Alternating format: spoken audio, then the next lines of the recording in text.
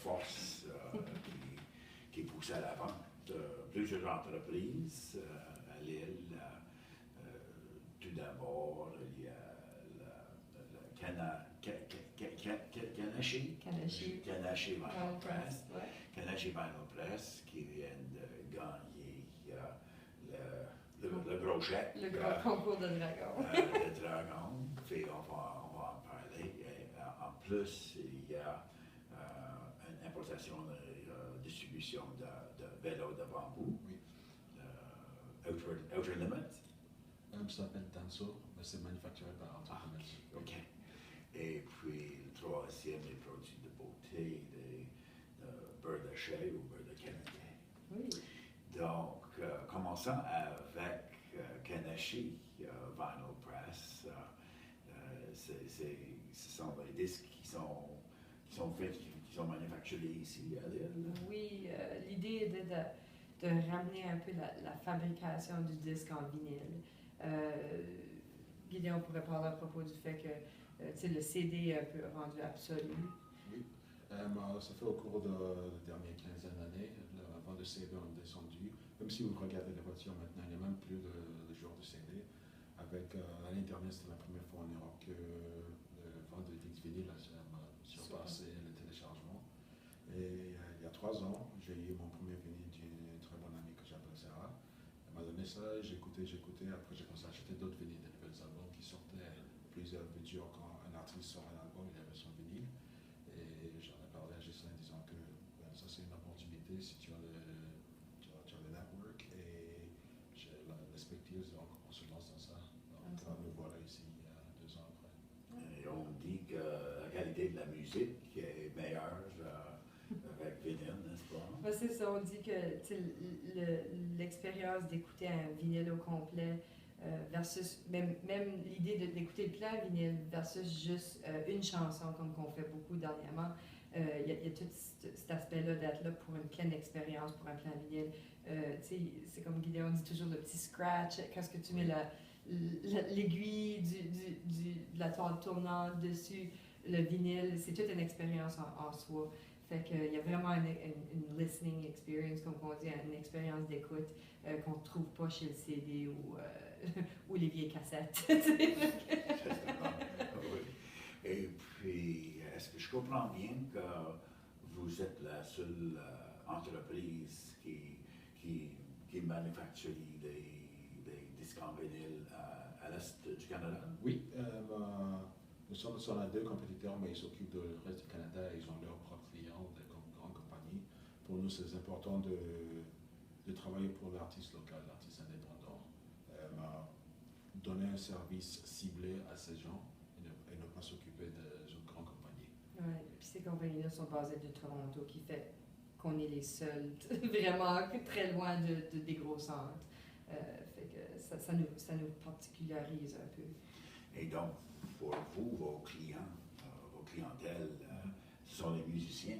Oui, c'est les musiciens locaux, les labels, les disques de musique, les maisons de pressage, toutes sortes de... Mais on voulait vraiment travailler avec les artistes locaux, et puis on est les seuls qui voulaient accommoder les artistes indépendants. À moins que tu aies un gros label ou une grosse maison de distribution qui peut presser des milles de vinyle, c'est un peu difficile pour l'artiste indépendant de faire sans vinyle. Fait que nous autres, on est arrivés en évaluant le besoin du marché et puis on a vu que c'était vraiment un besoin. Donc, on peut dire que vous êtes des entrepreneurs chroniques. C'est vrai. Puis parlons maintenant des vélos en bambou. Oui. Ça, c'est quelque chose d'intéressant. Ça, c'est une compagnie au Ghana qui fabrique des vélos en bambou. C'était une compagnie, une entreprise sociale pour aider les gens du pays, genre les fermiers, les étudiants qui devaient aller à l'école. Parce que dans certains villages, un étudiant doit marcher environ 5 à 10 km d'aller à l'école.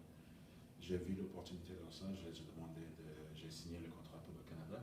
Donc j'importe les cadres, on les assemble ici et on les vend dans le Canada et aux États-Unis et on donne un morceau à cette compagnie au Ghana pour qu'ils puissent donner aux élèves aussi, bâtir des bibliothèques, des écoles, des choses comme ça. Donc, c'est un lien entre votre pays natal C'est ça. Puis demande pour ces talents? Oui, il y a une très bonne demande. Maintenant, j'ai un agent de marketing qui est parti au Québec. On est maintenant sur le marché québécois. Et aussi, il est maintenant à Ottawa en train de trouver des distributeurs pour nous. C'est quelque chose que pour moi, je vise, genre Par Canada. Par Canada en train d'utiliser ça sur leur champ parce que c'est naturel. On peut, notre vélo c'est pour 10 ans, ils peuvent toujours changer ça. Les policiers, n'importe qui veut utiliser un vélo, ça peut faire la même chose que tous les vélos peuvent faire. Oui. Puis un autre lien entre l'Afrique et les Prince-Édouard, c'est l'entreprise de beurre de chai. Beurre de chai, oui, beurre de karité. C'est The Great Chai. The Great Chai. Oui. On a développé un peu cette entreprise-là après un voyage au Ghana, puis on regardait les produits qu'il y avait là, puis que des produits, on n'avait pas ces produits-là du Prince-Édouard, ou même au Canada. Fait qu'on trouvait ça extrêmement fascinant, le matériel du beurre de karité, puis comment est-ce qu'on pouvait le réutiliser pour faire des produits, alors des produits de beauté, des savons, des choses comme ça. Et puis avec ça, on a eu la chance de travailler avec des dames qui sont des artisanes de ce pays-là, puis on trouvait ça extrêmement favorable de faire un échange avec les autres, fait qu'on travaille à appuyer eux autres font beaucoup la fabrication de paniers, des sacs à dos, n'importe quoi fait dans le textile. Vraiment, étant donné mon background en art et culture, je suis directrice de la Fédération culturelle de l'île du Prince-Édouard. Alors, j'avais comme une affinité envers les arts, puis des arts à découvrir aussi pour démontrer à la population ici quelque chose de nouveau comme métier d'art. Je crois qu'on a un exemplaire. Ah oui, il peut le montrer un petit peu vite. Là. Il a pris ça, c'est un petit exemplaire comme ça. C'est très beau. Le travail qu'ils font est très minutieux. C'est c'est le fun de voir les différences et les choses qui sont similaires. Guidion, pour la distribution des produits de beauté ou des paniers, etc., oui. Ça se fait comment? On achète ça directement des artisanats au Ghana. On paye le taux for trade, on les importe ici et on trouve des clientèles ici qui veulent ajouter à leur magasin.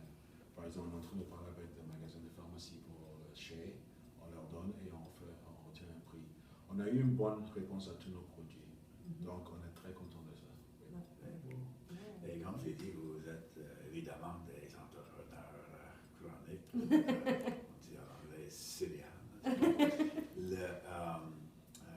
Puis, Ghislaine, vous avez commencé dans la région d'Evangeline? Oui, moi je suis un entrepreneur venant de entrepreneur, puis j'utilise cette phrase-là parce que c'est vraiment vrai. Moi j'ai grandi dans un magasin de tissus, maman, puis mon père était pilote d'avion qui faisait carrosser des champs de patates. Fait que pour longtemps, j'ai été entourée d'entrepreneuriat. Alors, j'ai vraiment toujours eu le goût de développer des projets, puis explorer des projets, puis être un peu osé quand ça vient à des nouvelles choses. Puis je pense que, étant dans la région évangélique, m'a donné l'opportunité aussi de développer une passion pour la culture et puis une passion pour l'île du Prince-Édouard en général, parce que les plages, c'est hallucinant. On a des visiteurs québécois qui viennent chaque année, puis ils raffolent de comment beau que c'est à l'île du Prince-Édouard. Puis je trouve qu'avec être entrepreneur m'a permis de rester chez nous. Je pense que c'est une grosse valeur ajoutée que les gens ne réalisent pas, de pouvoir être entrepreneur chez soi à l'île du Prince-Édouard fait toute la différence. Oui, justement, rester chez soi et contribuer à la prospérité. Exactement. Et Guidion, vous êtes venu comme étudiant à l'Université du Prince-Édouard? Oui, en 2004, j'ai fait mon baccalauréat, ma maîtrise à l'Université du Prince-Édouard. Et comme les autres immigrants qui étaient arrivés après l'université, ils ont tendance de quitter. Mais je reviens toujours à cette dame, elle s'appelle Sarah, elle m'a dit reste, l'opportunité ici c'est incroyable, je travaille fort. Et oui, j'ai commencé à faire des recherches, voir comment je pouvais utiliser ce que j'avais, je suis bilingue. J'ai une connexion aussi dans la offrir, comment est-ce que je pouvais faire pour pouvoir travailler ici et j'ai aucun regret sur ça. Parce qu'on a eu beaucoup d'aide du gouvernement fédéral, du gouvernement provincial pour commencer l'entreprise. Mais ça apporte du bien pour tout le monde, Ouais, pour c'est ça. nos provinces. Et Ghislaine, pour revenir au début, pour le concours de dragon de samedi, où vous avez où Kanashi a gagné. Oui. Quelle était la question la plus difficile que les juges ont posée? Les juges, moi, ça m'énervait un peu toute l'idée de concours. Hein. Puis je pense que toutes les questions en rapport avec les marchés sont toujours... on connaît très bien nos marchés, on connaît très bien notre sujet, mais à toutes les fois, comment est-ce qu'ils commencent à décortiquer un peu, c'est quoi exactement la part du marché par rapport à le Québec ou par rapport à les New England States aux États-Unis, ou des vraiment spécifiques questions. Là. À un moment donné, si tu n'as pas toutes tes notes en avant toi, les pourcentages t'échappent un peu, mais en général, on connaît bien notre sujet, fait que les nerfs étaient un peu moins...